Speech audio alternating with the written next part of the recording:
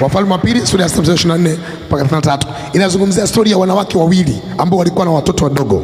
Kwa sababu ya njaa ya Samaria, Biblia inasema mmoja akamwambia mwenzake, tumle mtoto wako leo ili tushibe, alafu mwaka wangu tutamla kesho. Yule mmoja, my God, na Biblia inasema hawakuwa na wanaume. Baada Yesu asiwe na viko, sababu hawakuwa na waume. Watumishi wa Mungu, ili niwaambie, pamoja na kwamba tunawatia moyo wale wamama ambao wana watoto hawana waume, lakini ndio maana mimi huwa nawaombea na nawafundisha kila siku, kama mtu ana mtoto na hana mume bado, amuombe Mungu vizuri ampe mume. Mume ni ulinzi. Hao wanawake wangekuwa na wanaume wasingekubali. Mwanaume asingekubali mtu wake atolewe chakula, angeenda kutafuta chakula. Wamekaa wenyewe kwa wenyewe wanalishana ujinga. Mnanisikia?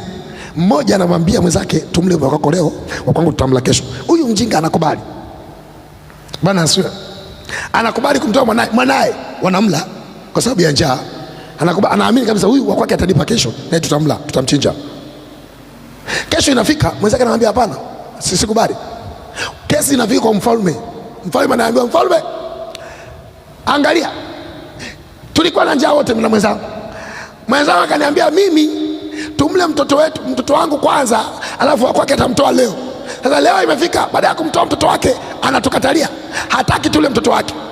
Maandiko yanasema mfalme aliposikia hii kesi kipuuzi, akatatua, akalalua mavazi yake. Zamani kuomboleza, moja ya ishara ya kuomboleza ni kuchana mavazi yako mazuri. Umenisikia sawa sawa? Mfalme akakumbuka hivi, huu mji una njaa, na katika huu mji kuna nabii anaitwa Elisha, tuko naye. Kwa nini tunateseka na njaa wakati nabii tuko naye ndani ya huu mji? Akasema ni bora kusiwe na nabii, hakuna faida ya kuwa na nabii. Akamtuma akida, akamwambia nenda kamtafute Elisha alipo, ondoa kichwa chake. Kikimbakia kichwa chake Elisha leo, Mungu anifanyie hivyo na kuzidi. Ndivyo mtu alivyokuwa anaadhimia jambo, alikuwa wanatumia hiyo sentence. Baada Yesu asiwe. Tuachane sio yona yake, tuende kwa Elisha kwa sababu ndiye topic yetu. Bwana Yesu asiwe. Yule akida alipofika mlangoni, nisikilize. Mlangoni anagonga, wamefunga mlango kwa ndani. Elisha amekaa na wazee. Alipojua ya kwamba akida aliyetumwa kutoa kichwa chake amefika mlangoni, maandiko yanasema Elisha ndo nabii sasa ndo anaanza kutabiri.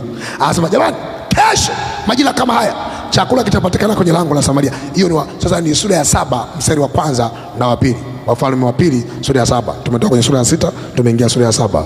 Anasema kesho chakula kitapatikana kwenye malango ya Samaria kwa bei rahisi na maana kitakuwa kingi. Alitumia lugha fulani. Bwana Yesu asiwe. Yule akida akiwa nje akasikia, akasema hilo jambo haliwezekani, hata kama madirisha ya mbinguni yatafunguliwa. Hilo jambo haliwezekani. Elisha akamwambia, wewe utaona lakini hautakula. Maana utauona muujiza lakini hautakuwa sehemu ya muujiza. Nisikilize. Bwana asifiwe. Tajifunza wakati mwingine kwa habari ya wanawake waliokula watoto, lakini leo kuna ujumbe kwa habari ya uamsho wa kiroho. Bwana Yesu asifiwe. Elia ni nabii mwenye uwezo, mwenye majibu yote, lakini yupo katikati ya mji wenye njaa. Nabii amekaa kimya, anapiga stori na watu. Ngoja nikupe stori kidogo za Elisha. Moja ya stori ya Elisha inasema hivi, siku moja majeshi ya Washami, nafikiri kama sio wa Midian, walikuja ili kupiga Samaria. Yeye akamwomba Mungu awapige upofu wale wanajeshi. Bwana asiwe. Wanajeshi wakapelekwa katikati ya mji, wakazingirwa, wakasamehewa, wakarudi kwao wamenywea, wakanyang'anywa silaha zao. Ni Elisha. Elisha ndiye aliyekwenda kwenye mji uliokuwa unazaa mapooza, akakata kijiti akatupia kwenye maji. Aliweka chumvi kwenye maji. Bwana Yesu asiwe. Yes. Maji yakawa matamu. Mji ukaanza kukaa vizuri, ukaanza kuzaa vizuri. Elisha ndiye ambaye shoka lilipotupwa kwenye maji, kuna mpini wa chuma ulitumbukia kwenye mto, akakata kijiti akatupa juu ya ule mto, chuma kikaibuka kikaelea kwenye maji. Sio physics kabisa hiyo. Bwana Yesu asiwe. Ni kinyume na physics. Bwana asiwe. Kikaelea. Ni Elisha. Mnanisikia watumishi wa Mungu? Elisha ndiye ambaye alipiga maji kwa nguo ile ya Elia, Jordan ikaacha njia, ikatenganishwa kama ambavyo alifanya Joshua. Bwana Yesu asiwe. ni Elisha peke yake. Kwa hiyo tukimtaja Elisha tunazungumzia nabii ama mtumishi mwenye matokeo. Akisema neno, neno lina nguvu. Leo kuna watu wamezingira mji wa Samaria, majeshi wanasababisha njaa ndani ya mji. Elisha amekaa kimya. Kwa lugha ya kiroho tunasema Elisha alikuwa ni mtumishi mwenye potential zote, lakini alikuwa amelala wakati wa uhitaji, kama Yesu alivyolala wakati wa dhoruba. Bwana Yesu asiwe. Na ninakuhakikishia Yesu asingeamka chombo kingepasuka. Kwa nini? Waliomwambia mzee, kwani huoni kama tunaangamia, walikuwa ni watu wenye experience ya uvuvi. Petro ni mvuvi, anajua chombo kikaribia kupasuka ninakijua. Bwana Yesu asiwe. Ndio maana alipojaribu kwa uzoefu, baadaye tunaelekea kufa sasa, huyu jamaa ameendelea kulala hapa. Yesu alikuwa anauonyesha ubinadamu. Ndio maana tunasema Yesu alikuwa 100% Mungu na 100% mwanadamu. Kwa kuna wakati Yesu alitenda kama mwanadamu. Ndio maana maandiko yanasema kuna wakati alilala. Kulala ni tendo la kibinadamu. Kwa Mariamu kule kwa kina Lazaro, Yesu alilia machozi. Kwa kawaida Mungu hawezi kulia. Mungu hawezi kulia. Mungu hawezi kulia. Akitaka kulia anainua waombaji walio kwa niaba yake. Yeye hawezi kulia. Na nisikia sawa sawa. Bwana Yesu asiwe. Anatafuta watu walilie mji, yeye hawezi kulia. Bwana Yesu asiwe. Naongea na mtu hapa ndani. Bwana apewe sifa. Mungu hawezi kulia. Lakini maandiko yanasema Yesu akatoka machozi, akalia machozi kwa kina pale Bethania, kwa kina Lazaro. Kwa nini? Alikuwa anakuonyesha kuna wakati Yesu aliact kama mwanadamu. Naongea na watu hapa ndani. Moja alikuonyesha ubinadamu mwingine wa Yesu. Maandiko yanasema siku moja alienda kukemea mapepo kama vile wengine huwa mnakemea mapepo. Yesu akayauliza mapepo. No, hakuyauliza. Mapepo yakamwambia Bwana, yakampa Yesu shauri na akalikubali shauri. Shauri lile likamgharimu. Hujasoma Biblia yako vizuri. Maandiko yanasema alipokuwa kwa Gerasi, yaani mapepo ya Gerasi akamwambia Bwana, ukitutoa usitoe nje ya mji, tuamuru tuingie wale nguruwe. Pale Yesu alikuwa alidhihirisha ubinadamu. Alifanya mistake. How? Maandiko yanasema alipotoa pepo, watu wa mji walipokuja wakaona hasara yao, wakamfukuza, wakamwambia hatukutaki, umetutia hasara, hatukutaki, ukiingia kwenye mji wetu tutaendelea kupata hasara. Maandiko yanasema wakamfukuza asiingie, akarudi akiishia pale pale. Wahubiri wao wanakuambia Bwana alifunga safari yote kwa ajili ya mtu mmoja. Hapana, mpango wake ulikuwa aingie nchi nzima ya Wagerasi akawahubirie, lakini kuna mistake ilitokea pale ikamzuia asiingie kwa Wagerasi. Lakini kanuni ya Mungu ni kufundisha, huwa anageuza kosa kwa kusudi.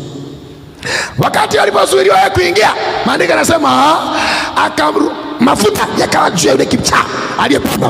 Bwana asiwe. Maandiko yanasema kwa injili yake miji yote ilimwamini Kristo. Huwa anageuza kosa kwa kusudi. Tuache, sio somo letu leo. Bwana Yesu asiwe. Nataka nikuonyeshe nini. Kuna wakati Yesu alikuwa mwanadamu.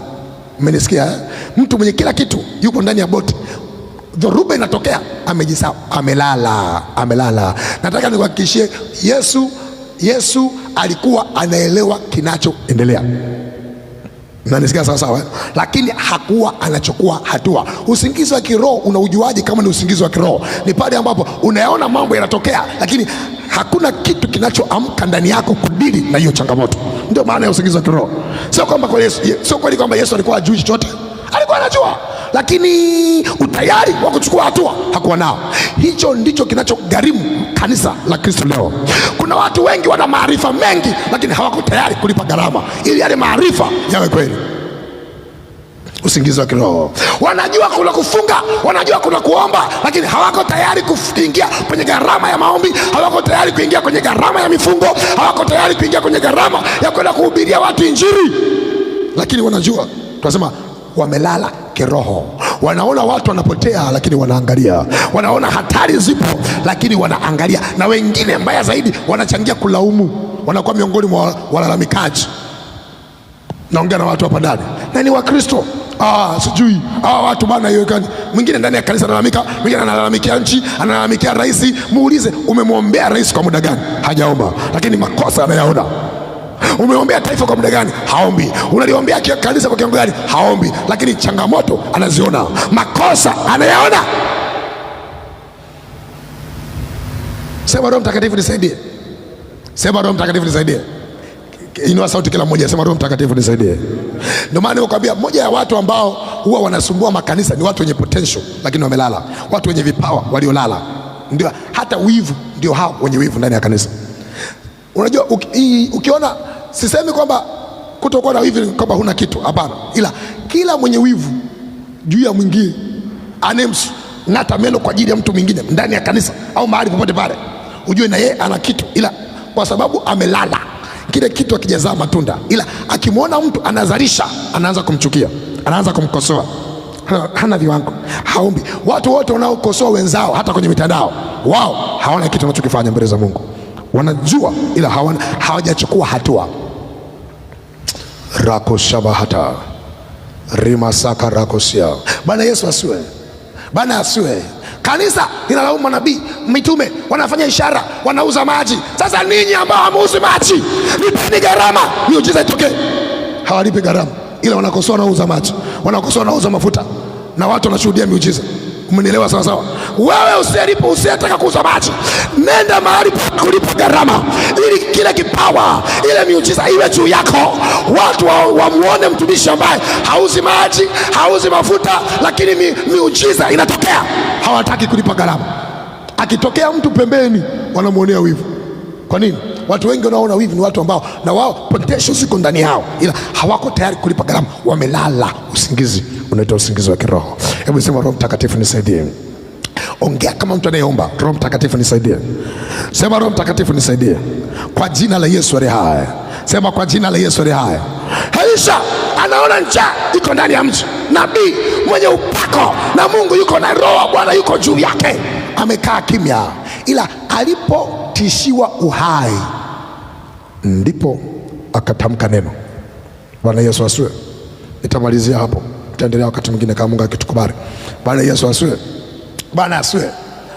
Alipoona kuna hatari imekuja nyuma nje ya mlango, akasema nitakufa kweli. Sasa sikilizeni jamani, kesho majira kama haya chakula kitapatikana. Nabii, ulikuwa wapi muda wote? Miaka 3.5 watu wanakula mavi ya njiwa. Mmenisikia sawa sawa? Kama mimi ningekuwa na ufahamu nilionao leo, Elisha sijui. Bwana asiwe. Sema mimi sio mkorofi. Unampiga hata ngumi moja. Tumelala njaa, tumekula mavi ya njiwa miaka 3.5. Leo hii kwa sababu umetishiwa uhai, unaona unaenda kufa wewe, ndio unaamua kusema kesho. Siku zote hizo ulikuwa unasubiri nini? Bwana Yesu asiwe. Alilala. Kuna usingizi wa kiroho.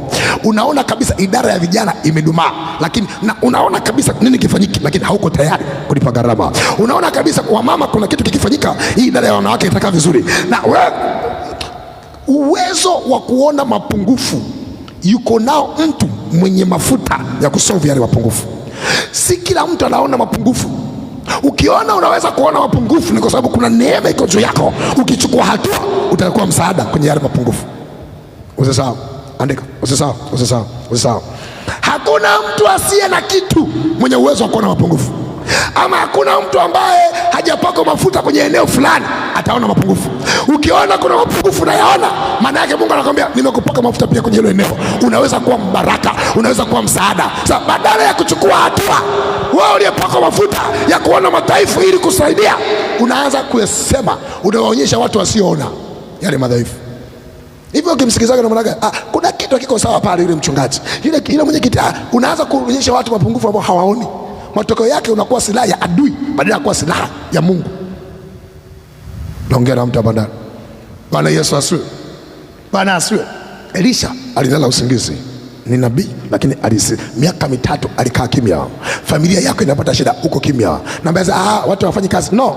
Kwa nini wewe hauwasaidii kwenye nafasi yako? Hata kama ni kuomba, hauombei chochote. Mimi maadamu nakula na lala, kila mtu atajijua mwenyewe. Hiyo sio kauli ya mtu aliyepaka mafuta. Bwana asiwe. Bwana asiwe. Nisikilize, kuna pointi muhimu, naomba uandike. Wakati mwingine Mungu huruhusu aina ya matatizo kwenye maisha ya mtu ili kumwamsha. Sio lengo lake, sio kushughulikia tatizo hilo. Tatizo sio ushughulikie tatizo, lengo lako anataka uamke. Kuna watu leo hii wanapitia changamoto, wanafikiri shida ni changamoto, kumbe shida Mungu anataka waamke, wachukue hatua. Elisha alikuwa na ufahamu. Alipoona akida anakuja kumtoa roho, hakumshughulikia akida. Alijua akida amekuja ili mimi nishughulikie jambo fulani. Sasa watu wengi hawajui, ndio maana kuamsha. Niko hapa kukuamsha kwa jina la Yesu.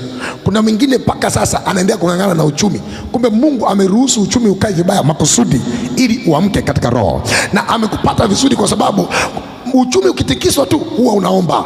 Uchumi ukikaa vizuri hauombi. Atahakikisha uchumi wako unaendelea kusuasua, atahakikisha.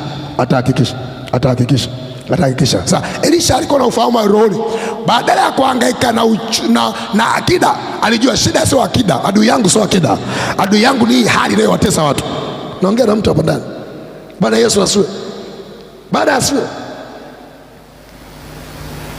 Aliposhughulikia tatizo, hili tatizo la akida, alishughulikiwa na majibu yaliyokuja, hakushughulikiwa na Elisha. Bwana akupe ufunuo. Bwana akupe ufunuo. Baba, Mungu wangu, ofisi yangu sielewi, biashara sielewi. Unakesha, unafunga siku 3 unaombea ofisi, unafunga siku 3 unaombea ada ipatikane. Kumbe shida sio ada, shida kuna mahali ulilala. Mungu anataka uamke. Sasa unaposhughulika na kile kinachoonekana una miss bado, na utaendelea kushughulika nacho mpaka utakapojua shida sio kile unaliona kama tatizo. Shida kuna mahali Mungu ameona umepaya, unatakiwa usimame kwenye zamu yako. Sema, Roho Mtakatifu nisaidie. Umekataa kusema, limekuhusu hilo, si ndio?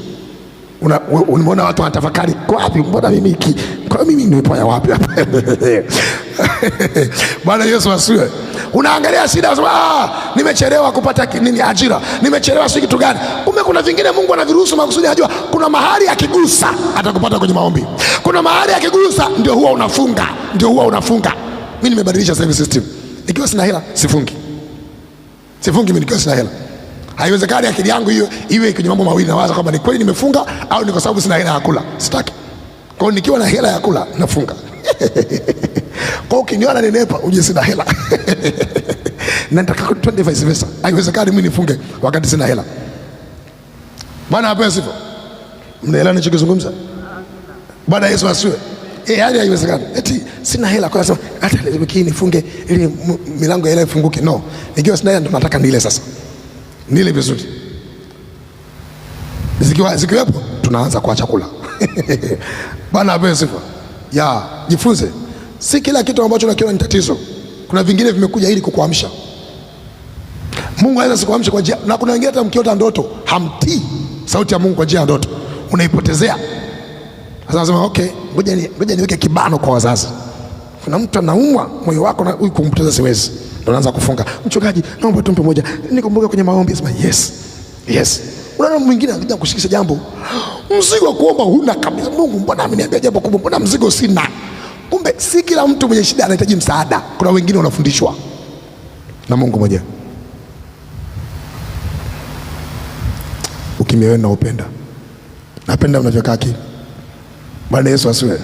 Nasema tena na nakwambia, si kila mtu mwenye shida anahitaji msaada. Kuna wengine ni Mungu anawafundisha. Ukijaribu kuwa msaada wao, na wewe unaingia kwenye shida yake. Unanielewa ninachokiongea? Usimsaidie Yona. Bwana apewe sifa. Utakula hasara. Ukiona kuna mtu, the moment nishawahi kuambia mfano, kuna mtu umemwahidi kwamba nikipata nitampa. Tangu ulipomwahidi ile pesa haipatikani, mwambie ndugu, nimegairi. Usiseme endelea kunisubiria. Utasubiri na wewe mwenyewe utachelewa. Itakuwa 2 in 1 sasa. Kuna watu shida wanayopitia ni Mungu ameruhusu ili watengenezwe mahali, ili waamshwe mahali. Wewe unajifanya kuwa ndio destiny helper, msaada, mwokozi. Na shida naweza kukusaidia. Unashangaa tangu ulipomwahidi ile yako na mwenyewe inachelewa. Kwa hiyo yeye anaendelea kusubiri na wewe unaendelea kusubiri. Umeingia, lakini tangu mwanzo mambo yalikuwa yaendi hivyo. Unajiuliza what is happening? Mangalia pembeni yako. Mangalia, mwambie amka kwa jina la Yesu. Hebu ongea kwa sauti, mwambie amka kwa jina la Yesu. Amka kwa jina la Yesu leo. Bwana Yesu asiwe. Umejisahau mno. Mungu anakusemesha kwa ishara, haujui. Sema nitakusaidia tu. Hapana, wewe endelea kunisubiri, nitakusaidia. Mwache. Wewe sio Mungu. Hakuna mtu ambaye atakufa usipomsaidia. Umeelewa vizuri? Ndio maana kuna mtu anasema hivi, kwa nini watu wenye mioyo mizuri ndio watu ambao wanateseka kwenye maisha? Kwa sababu wanazingatia hisia zao zaidi kuliko maelekezo ya rohoni. Na mhurumia, unafikia mwisho wa maisha wote wawili mnakuwa ni watu wa kuhurumiwa. Unaingia kwenye cycle yake ya mateso, kwa sababu wanataka kumtoa mtu mahali ambapo Mungu amemweka. Wanataka kumtoa mtu mahali ambapo ni Mungu aliyemweka. Kwa Mungu atakisha na wewe unapitia huo ukata wake, unapitia hiyo crisis yake, ili wote wawili msisaidike, ili yule asitoke, kwa sababu umeshania, yani mimi nikipata tu nitamsaidia. Hutapata. Sio kila mtu akumsaidia. Nasema sio kila mtu wa kumsaidia. Bwana Yesu asifiwe. Kuna mtu ambaye tutakuombea na ukimwombea Mungu mrehemu, Mungu mrehemu, Mungu mrehemu. Bwana Yesu asifiwe. Kumwombea. Bwana Yesu asifiwe sana. Kuna changamoto zinakuja ili kukuamsha, haziji ili zishughulikie, zinakuja ili kukupa, zinakuelekeza mahali pengine. Hautaki kumwelekea akida, elekea tatizo lilopo ndani ya mchi. Ukisolve tatizo, yule akida ataondoka kwenye mlango, hata winda kichwa chako, hata winda uhai wako. Bwana akupe ufunuo kwa jina la Yesu. Nimesema Bwana akupe ufunuo. Sema kwa jina la Yesu. Sema kwa jina la Yesu. Mungu wangu, nipe watu wanaopenda maombi hapa ndani. Sema kwa jina la Yesu. Jioni ya leo na usiku wa leo ninapokea roho ya ufunuo. Roho ya ufunuo. Kwa jina la Yesu. Usiku wa leo ninapokea roho ya ufunuo. Roho Mtakatifu, nijalie ufunuo ndani yangu katika jina la Yesu. Nipe kuona kwa jina la Yesu. Leo simama mahali ulipo, sauti yako itoke. Nataka sauti itoke. Mimi sina amani na watu wanaoomba Kikatoliki hapa. Nataka watu wanaoomba Kipentekoste kwa jina la Yesu. Leo Habakuki 2 mstari wa kwanza mpaka mstari wa 3, maandiko yanasema, Habakuki anasema nitajiweka juu ya mnara, nitaangalia. Nitasimama kwenye zamu yangu, nitajiweka juu ya mnara, nitaangalia. Manake nitakuwa macho. Mtu aliyezamu manake ni yule mtu anayelinda wakati wengine wamelala, anakuwa ni zamu yake. Mnasikia sawa sawa? Kusudia hivyo moyoni mwako kwamba katika familia yetu mimi nitakuwa macho kati ya watu wote. Umenisikia vizuri? Katika utumishi wangu ama katika kanisa langu mimi nitakuwa macho. Miongoni mwa watu mimi nitakuwa macho. Miongoni mwa walio macho na mimi nitakuwa miongoni mwao. Iambie nafsi yako hivyo. Umenisikia? Iambie kwa ajili ya hatima yangu nakataa kulala, nakataa usingizi, nakataa kulala kwa damu ya Yesu. Bwana apewe sifa. Yes, ili chochote kitakachokuja kwenye maisha yako uwe unakiona, uwe na taarifa nacho.